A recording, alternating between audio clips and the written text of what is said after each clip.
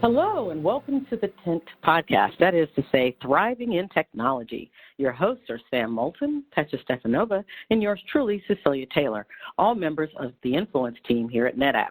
For this episode, we're excited to have our mentor, Amy Lewis, joining us. Widely known as Comms Ninja, Amy is the Director of Influence Marketing at VMware. We're looking forward to hearing what our favorite ginger is up to these days. Welcome, Amy. Thank you so much for carving out time to speak with us today. Thank you so much for having me on. I have to say, you guys have like the best icon logo ever. I'm a little jealous. Right? Thank you. Is that not great? Yeah, that's pretty awesome. I want the sticker. Yes. It's all Cecilia. Yep, all Cecilia. She makes us look so much better in cartoon. I'm going to be appearing as a cartoon henceforth because it looked awesome. Yeah. Thank you. So I was thinking we could kick things off by having you tell us a little bit about who you are, where you hail from, what gets you out of bed in the morning. You know, most people, I shouldn't say most people, lots of people know you, know a lot about you, but there may be one or two people out there who would love to hear a little bit more about you. Well, thank you. My name is Amy Lewis. I joined the technology world about, 10 years ago. And had a lot of different roles and sort of stumbled upon this concept of influence marketing to differentiate a little bit from strictly social media and talk about the platform and how it interacts with the whole marketing department so that we weren't, nobody wants to be 20 years old and tweeting for a living their whole career. So it was a way to expand and it's a way to expand and sort of branch out and link to what people consider traditional marketing. I do work for VMware currently, and I am freshly back from the Dallas VMUG. So one of the new things I've been doing this year is I've had a couple of opportunities to speak, to do some keynotes and to recap what happened at VMworld, which has been quite a challenge. How do you handle that payload of 4 days in 40 minutes? Wow, that sounds like a proper talent. I mean, one of the many unicorn talents, isn't it? It takes a village. I'm happy to say I'm not the only one doing these at VMUGs around the country, and there's a little band of us sort of sharing slides and how do you compress everything into a short consumable format. So yeah, wow. This kind of reminds me of the Silicon Valley episode, how they were trying to put down this algorithm. Maybe that should be your next book. How do you do that? There we go. Talking about secret talents, Amy, I mean, three of us have learned tremendous amount from you, and there's plenty of people out there who look up to you like as a massive influencer in the influencer world. You're an influencer of the influencers. One of the questions I have for you is, you're known for always having the best scoop and knowing what's going on in the unicorn tech world. Tell us, what's your secret? How do you find those exciting news trends in the world? It must take an extra special talent or a skill. So would you like to share that dark secret with us? So you're going to laugh, but I putting some thought into this one. First, thank you. That was quite a compliment. It's been an honor to work with all of you in the past and ongoing. It's a cool industry to be part of. So thank you. I think you have to listen, and I know people say that, but listen to all the sources. And I have to say, if I have a mentor in this, it's Cecilia, because she has that ability to consume content at a speed I have never witnessed anybody else do. And her ability to put her finger on the pulse is amazing. And she taught me that. So have a nice broad set of people you follow and listen to. Twitter's the best, in my opinion, because it gives you the most bang for your buck. You can read the least and learn the most because you can dive in where you want to. And then I think the other part of it is kind of go with your gut. I've been laughing.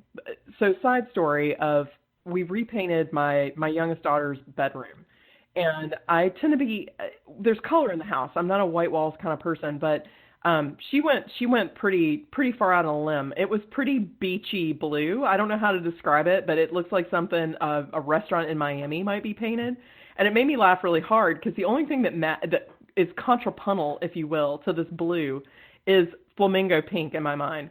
So I kept getting her random flamingo things, right? Because if you're going to go that blue, you got to balance it. So I got flamingo lights, and all of a sudden, have you guys noticed the way you know if you're onto something? It's in Target. There's flamingo everything. So that was just good fortune. So I think some ways having a sense of humor and like trying something so the one part of the answer is serious, and the other part is like, if you nothing better than pranking your child, right? With flamingos everywhere. And suddenly I feel like Target is on to what we're doing. Flamingos on men's shirts, flamingos on socks. They're everywhere. Do you happen to like cactus as well? Because they're everywhere too. Isn't that funny? You've got either like the wetlands, marshlands, or, if you're feeling more arid, you can go cactus. So yeah, and the sincere answer is listen, read, learn, and then play with it a little. And if it doesn't stick, the world will tell you and try something else. I'm thinking more of a Florida vibe based on what you're saying with the flamingos and the blue. And thank you so much for saying that. I like being inspirational, but I never really thought, anywho. So thank you for that. But again, I'm getting a Florida vibe. It's the next wave. Right. We recently read an article in Entrepreneur that made us think, Amy could have written this. The title is How to Be a Confident Badass at Work and Silence That Little Voice in Your Head. The actual author is Hayden Field. He's a smart cookie, staff writer for Entrepreneur. We'd like to get your thoughts, though, on a few of the points she's making, starting with the idea that confidence is at the heart of everything. In your opinion, what do you think are the roadblocks that keep from stepping up the way their male counterparts do? Two things. I think that women stop ourselves more than we ought to. And I am ashamed to say this, and I think it's something we have to work through as a group of people. I think women stop each other. And I think it can become, so I'll start on that one first, because that's an uncomfortable, but I'm going to go there anyway. I think that sometimes women, we haven't, and let me put it in a context. Everything with me is an analogy, right? I took up soccer late in life. I started playing in June, and I play an over 40, no contact, co-ed league, which I love. And there's a lot of words there. The oldest dude on the team is like 72. So if you're not feeling like running one day, then you'll get, age shamed into like picking up the pace a little bit because he's going to be faster than you. But anyway, one of the things that I think, and I see like playing with men from across various industries, various walks of life, culturally very diverse group, is they know how to like slam into each other, even though this is no contact, right? And you like shake hands and get up and keep going, right? There is like, I don't know even where it starts, where the training begins of the way to play together and the way to support each other, even if you're competitors. And I think that's something that I don't know what we were taught, but I feel like there's this weird collective mindset of there's only one spot, like one woman gets one spot on the panel, on the stage, on the whatever. And we have to shake ourselves out of that notion. So one of the coolest things about my league is we don't have goalkeepers. So you have to do what they call one-touch goals. So if you're the best person on the field and you can dribble past everybody and you're going full, Carly Lloyd on somebody, then it doesn't matter because once you get to the goal, you're going to go, abrupt halt. And you got to find somebody to pass to. It changes the game fundamentally, but it is such a good ongoing team building exercise because you have to work together. And I would say just a bit of advice and something I'm trying to take on too and fight in myself. You're not the only person there. Bring people with you. Bring them with you. That any luck, any hard work you have, share it. It's going to be better for bringing people with you. And I think that confidence, then your confidence, if you have a bit that day, can share out with somebody else. as individuals, I think we do stop ourselves for whatever we tell ourselves some story that I can't do this or it's too hard. I promise you, the first time I got on stage, I did the keynote in Cincinnati for the VMUG opening that morning. I crammed for 4 days. Like I read, I watched videos, and I asked questions. Everybody I knew, because every single person knew something more than I did going on that stage, because I did have to cover everything that was at VMworld. I'm going to be the Jane of all trades, master of none in this conversation. It was so hard, but I had to tell myself, they asked me to do this. Nobody else is here to do it. And it's actually what I tell my daughter on the soccer pitch as well. You can't, if not you, then who? And that's been my new thing to say to myself. If you don't get to the ball, then who? Do you really, are you going to, yes, rely on each other, work together, but nobody stands back and watches and says, somebody else will get that one, right? Like, if not you, who? If not now, when? Exactly. That's really empowering. I think. Also to the audience, I'm sorry for my voice. I'm just from the dark side. That's I thought you were going to help me translate that I was actually talking about football. Not. Well, I did get a bit, and I was just hoping, I hope people listening actually gets what she's talking about. But I'm just going to say one thing. At least from my perspective, how you can translate that if there's no I in a team. That's it. That really is it. And in some ways, and it sounds funny because it sounds like we're saying opposite competing things, but truthfully, if you don't help your team, who will? And if you don't help your team, who will, right? So you have to bring yourself as that individual, and you have to bring people with you. And I do think as a gender, that's something we can get better at. And maybe it's because we weren't, and again, very broad strokes here, there are always cases within, but we weren't pushed into team sports. It wasn't just an assumption growing up for everybody. And so we didn't get these opportunities to figure out how to play together, which sounds funny, but in the world where we have so much conflict and there's so much happening, let's pull back to that. You did a great episode with Kat and John Troyer, and they were talking about that playfulness and how do we bring that into our life. There's still lessons we need to learn from that. So I feel like this is that moment, right? We can all make a difference. So go out and do something great because you can, and then bring somebody else with you if you do. Well, very good points there. Yeah. I mean, I'm just kind of taking it all in. But we've said all along that you're one smart lady, so appreciate that input. Not so smart that I'm not a consumer of the icy hot patch, because the caveat there is sometimes you'll overdo it, but you know what? There's ways to heal. Yep, you just got to pick yourself back up again. Exactly. Right? Shake it off. So one of the first tips shared in the article is about the importance of putting yourself first, practicing self-care. What do you do to get your day started the right way? And are there things you do or you try to do throughout the day to keep you grounded? Yeah, actually, especially because I do work from home primarily, or I'm traveling to get somewhere. It takes, and I know everybody thinks this isn't true, but I am on record as I'm more introverted than extroverted. So I have to take some inner time. I tell my team this. I feel this way. You guys know this. You've heard me say it before. You have to have time for yourself to think big thoughts. So that can come for everybody in a different way. You could maybe walk the dog in the morning, run in the morning. Time in the shower.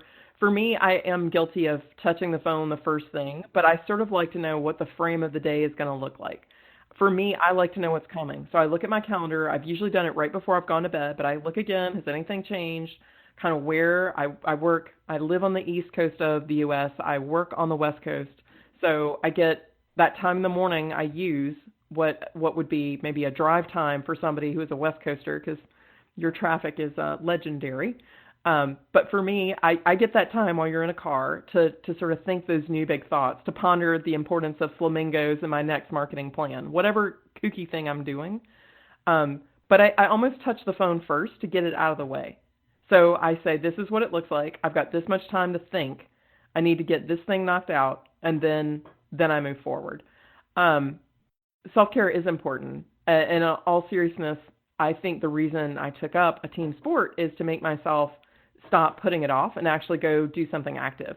Because I ran for a long time. I'm a terrible runner. I'm not good at it. My new dog is an equally terrible runner. Together, we are a catastrophe. So that wasn't the best way for either one of us. She's a long walker, and that's great. So go out, I do that. I listen to podcasts, but I needed something else. So I think figuring out whatever it is, I really do believe in that physical activity part, because so many ideas come to you when you breathe more, sweat a bit, anything, walk around, just anything to keep yourself active. And that, I think, is one of the most important parts of self-care. Or, of course, lift weights, because you might need to arm wrestle Sam. I'm just going to throw that out there. We thought about kind of bringing that back, to Insight this year, but just wouldn't be the same without you. Exactly. For all those listeners, I'm telling you, if Sam Moulton challenges you to an arm wrestling contest, she is a shark. Don't accept. Get a trainer. This is not a joke. This is not a drill. She's going to take your money. If she's betting on it, you're going to lose. Well, yeah, I'm saying that, but she's just as bad. I'm thinking about putting that dice tattoo on the arm again, just in case anybody does want to take me up on it, That's when the intimidation factor, show up. That's it. That's the secret, right? Yeah, you should look badass even if you don't feel like it. It actually ties in very nicely. It's true. In some ways, like swagger, right? Know what your swagger is and don't be afraid to use that.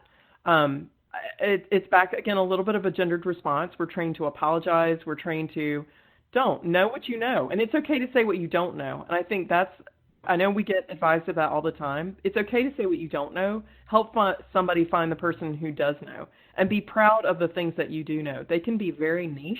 In some ways, the things that I am most secure on are incredibly niche.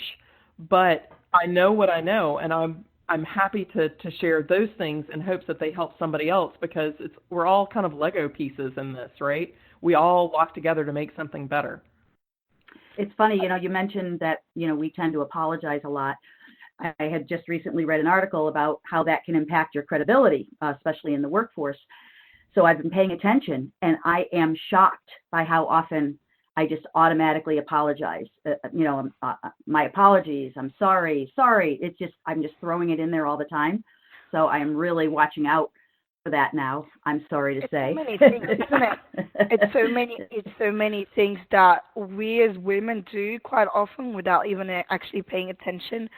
And for instance, I've noticed for myself that I'm actually probably the only extroverted person on that panel today, but I come across as being quite confident and sometimes borderline arrogant, but I'm secretly quite insecure actually in many aspects. And I think many women are like that. We all have our little things that we are worried about, and we all unfortunately quite familiar with the so-called very much dreaded imposter syndrome, which was actually one of the discussion in this article. And I don't know, Amy seems like someone who has no clue about that. So, who actually records it all. And, you seem like so confident. You come across as someone who got it all together. So I just want to ask you, for our listeners out there, would you share your perspective on it? And, how do you fight the imposter syndrome? How do you make sure that it doesn't stay in your head? Yeah, and I don't think imposter syndrome is dedicated to one gender for sure. In that case, I think it's a human condition. And it's just whether, like you said, people admit it, talk about it or not. I think there are few people who don't have that moment of, the feeling like a phony, the Holden Caulfield moment, as I like to think about it, right? I absolutely have those moments. I have those moments on a daily to weekly basis. I think it really is how you deal with it, how you approach it. And there's a lot of different ways to go at it. We were joking about, putting a fake tattoo on before you go to an arm wrestling match. Sometimes it's putting on the outfit you need to wear to give yourself the confidence to go to the next thing. Sometimes it's reading up or studying a particular line of study to give yourself those nuggets you need, and again, that's a group strategy, right? You're leveraging somebody else's intelligence research work, not taking it from them, but lifting it up and using it to empower yourself to kind of conquer whatever you're doing. So think about the thing you're trying to do and how you can get there. Recognize it, own it. I feel like a phony right now. People feel like a phony oftentimes. How can I get through this? Because it really is about recovery and getting to that next step. Because I don't think there's a person alive who hasn't had a moment of, why me? Why am I here? They've got the wrong person. If they find out, I'm going to get kicked out of here, But don't worry, you won't get kicked out of Twitter. I think they'll lose a lot. I think Twitter supports you. Twitter. Yeah, for sure. No, I totally understand that. We've talked about this before. I mean, I've been working on building the A team now for 5 years, and I am still, trying to fight that idea that I don't know what I'm doing, despite the fact that, I'm running this successful program, and you've been a factor in that. You've been, really supportive, and I appreciate your perspective on things, your mentorship. You do such a great job on it, and that would be maybe another tip of sometimes when you have those days, because we all have them, is to turn around and look at what you've done, because exactly what you said, you've got a body of work, so you can turn around and go, okay, I know I'm having a terrible day, and I am a low confidence day, but look at this body of work. I'm just gonna, sometimes I once, a really rotten day, just went and read the reviews of myself on LinkedIn, which sounds like a really funny thing to do. But I thought, who is this? She sounds awesome. And I thought, okay, I'm just going to, even just like one line out of one of them, if I can be that person today, I'm just going to pretend to be that person today. So it's almost like you take imposter syndrome and you stick it in its own eye, right? Yep, you just turn it right around. Yes, okay, fine. I'm a big phony. Fine. I hear you, lizard brain. But I'm going to fake it this way today. I'm going to do this one thing. Now I need a review from you, Amy. Sounds awesome. I was going to say, when I was listening to you, it just reminds me of why I put makeup when I go to conferences. People are like, oh my God, you look so different. I was like, oh my God, you don't look tired. I'm like, that's why I spend so much money on makeup. Right. It's your battle armor. I think we all have battle armor in a different way. Whatever it is, find it and own it. Yeah, own it. Have that be, I will be confident because of this thing today. I want to take a little bit of a different turn. I'm going to ask you a question about looking forward to the future. You have 2 amazing young daughters who are growing up into such lovely young women, one of which looks exactly like you, by the way. What do you think, or what are your biggest hopes, and what are your fears also for them as they enter the workforce? Or maybe you envision something completely different for them. That's a great question, and very top of mind for me for a couple of reasons. One, my eldest is a planner like myself, and so she's already very concerned about what she will do with her life. And we talk a lot. She's 13, and it is the ultimate age, in my opinion, for that imposter syndrome to creep. And helping her see what she's good at, helping her try new things, she's inspired me. And I think the thing I worry about them is that they will limit themselves. So what I try to do is move everything I can out of their way. And it's been a hard lesson for me too, because we all come with so many opinions, and you just have to check yourself over and over and over again. Am I saying this because I'm afraid for me or for her? And realizing the way I came through school and the way I was brought up is very different than where they're at. And it's almost like in school there's too much pressure, too much emphasis on perfection. And I know there's been a lot of articles out there right now. I recommend people go out and read them about failing and how to make sure that you can fail in front of them so that your kids can see what you do wrong and own your failures. It's about recovery. So I think that's been a big part of it. It actually came just this past week doing a panel, and someone asked about his daughter was 12, and he was concerned because she felt math was too hard for her. And it was new, and that one really just hit home for me because I've watched, again, I have an 11 and a 13-year-old. My 11-year-old is fearless and can conquer anything because it hasn't set in yet. In 12, it starts to creep in, and by 13, you're doubting yourself. It's such a hard transition. And it was the coolest conversation to have with him about, here's some things that you can do, have her teach you at the end of the day. To her, she's learned something because she's teaching you something. Try something, fail in front of her, fail publicly. I mean, tying it back to the whole soccer thing, that's one of the reasons I did it. I knew they were going to be better than me at this. I've never done this.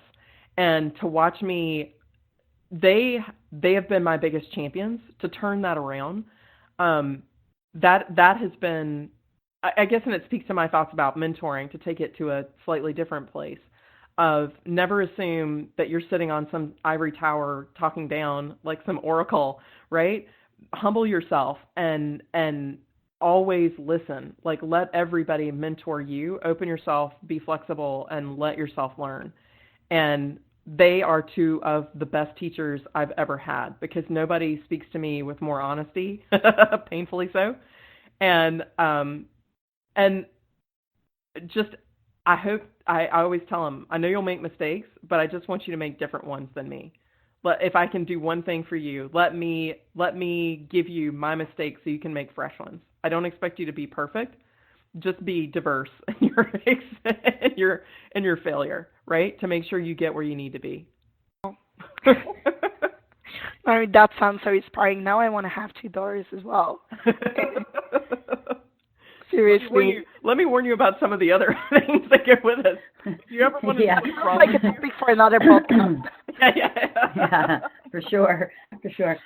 So, Amy, why don't we take a look at what's ahead for you? I mean, what are you thinking your next steps are? What's on your bucket list? That is a great question. I'm so improvisational. Oftentimes I tease the other Ginger in my life, Josh Atwell, is so planful, and I'm so improvisational. We couldn't be further apart in that regard. I always admire and respect it. I think I realize I'm coming in my old age to understand that I just like a challenge. So I think for me, what's next is what can I conquer that I haven't conquered yet? So going on stage and speaking about things that are a little more technical is new for me. It's terrifying, and I want to get better at it, because I do know how to have those conversations in an interview capacity. I know how to ask the question. I know how to listen. It's intimidating to try to teach it, and I have a lot of respect for the people who do that on an ongoing basis, so I'd love to try to get better at that aspect of what we do. Other than that, a hat trick in a game. I want to score 3 goals in one game. All right, well, that's something to aspire to. Yeah. What about some personal tongue? Maybe that will help you with your snake situation. Oh my gosh. Well, see, I'm really proud of it. So for those who don't know, I have an unfortunate, perhaps, visitor who lives on my porch. No, you're lucky. Well, lucky. And we decided it's a she for no reason other than we decided. But it's a 6.5-foot black snake, and they eat other snakes and they eat rodents that the house lions don't take care of, my cats. But she is so comfortable, she will sometimes drape her long, lean self, which is a little disturbing when you're coming home late at night, and you definitely want to wear shoes, and you definitely want to turn the porch light on, because porch snake is like, hey.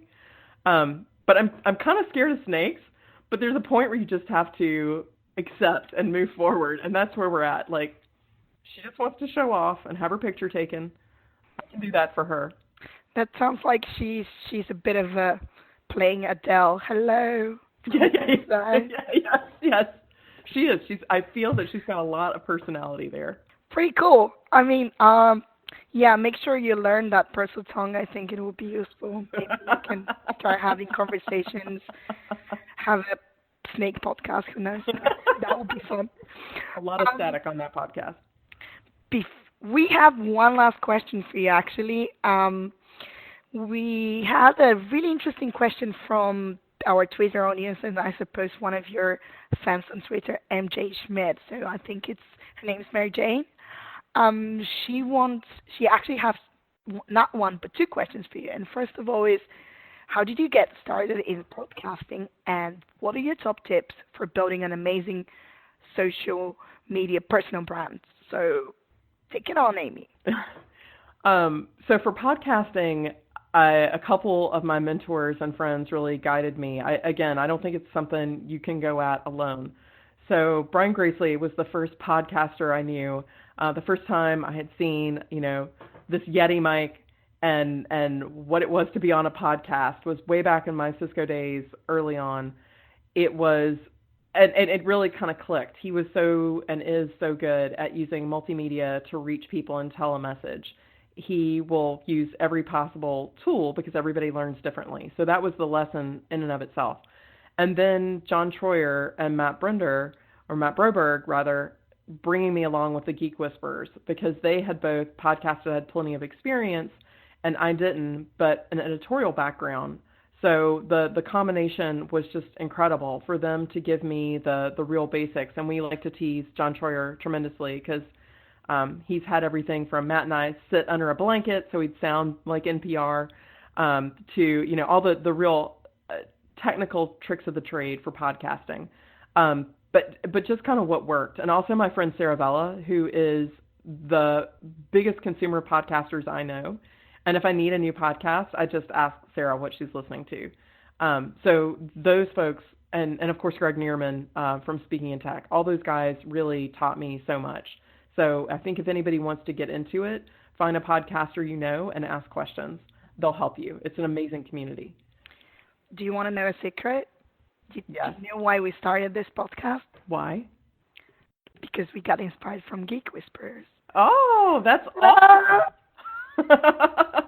That is awesome. So it's awesome to have you here. And, we take John off the list and we have you next. And it's pretty cool, how things are turning around, I suppose. Very cool. So other part of the question, if the social media brand, my boring answer is always get up, dress up, show up. I've been very lucky, but it is a matter of you show up over and over and over again. And be brave. Like, it's exactly fighting imposter syndrome, because I don't have anything much more clever than anybody else to say. I'm just going to say it. I'm just going to say it, and I'm going to say it again and say it again and say it again. And I'm just going to show up to in-person events, and I'm going to meet people, and that's what I told myself, and that's what I did and do, just over and over and over again. Boring, routine in some ways, but the boring advice, but amazing outcome. Oh, I forgot to ask. So I was going to ask you, name something that most people who know you don't realize about you. Oh, gosh, that is a good question. I feel like everybody knows everything. See, I was going to go with the one knowing that you're an introvert, even though it seems like you're extroverted. Yeah. That one I think is because I was going to say I'm an insomniac, but I feel like that's world famous too. Well, I think we know about the insomnia part. The one thing about the introversion is the fact that people have this perception that introverts don't like to talk, or they're not, or that they can't come forward, that they're shy. And it's not that. It's that we have the ability to get up for it, but that's not how we draw our energy. We draw our energy in a more subdued way. Yes. And so that's that when we take that time to reflect and we take that time to spend that quiet time with ourselves, that's how we recharge, so that we can, get up and do it out there. I think that's so important. I think it's such an important thing to share, because the more I do work and the more events I go to, the more I try to encourage people to find that time to recharge, because that is like a full-on assault for anybody anywhere, except anywhere on the introversion scale, right? Unless you're extremely even for extroverts as well, it's exhausting. It's exhausting. That's good feedback, because I feel like your people are like, woohoo, we can go do this 7 more times. I'm like, my people are like, please, for the love of Pete, like, let us hide on the plane. Yeah, right. I need some headphones. I need a long trip. Yep. I think, I don't know if anyone else can identify with this, but early on in my career, I pretended I was an extrovert. Ooh. I could even scam the tests. to make sure that I came out. Just brainwash yourself that you're an extrovert, Sam. It wasn't cool to be an introvert some 20 years ago. It really wasn't. That people assumed you couldn't do certain jobs if you were an introvert. Career limiting, even. Yeah. No, I'm right with you. Yeah. Supposedly, it's for salespeople, it's the best to be in the middle because too extroverted, it's too salesy, but too introverted, you don't want to speak to your customers. Thank you for joining us, Amy. We had such a great time talking to you. To our listeners, if you're interested in getting in touch with Amy, she's practically one word famous now, follow her on the Twitters @CommsNinja. We look forward to hearing more from her and certainly hope to have her back for a future episode. We know you have a bunch of podcasts you could be listening to, and we appreciate the time you took to spend with us and hope that you will add us to your must-listen queue of podcasts. We'd love to hear your feedback. What would you like us to talk about? Send an email to ng-tentpodcast@netapp.com and let us know. Until next time.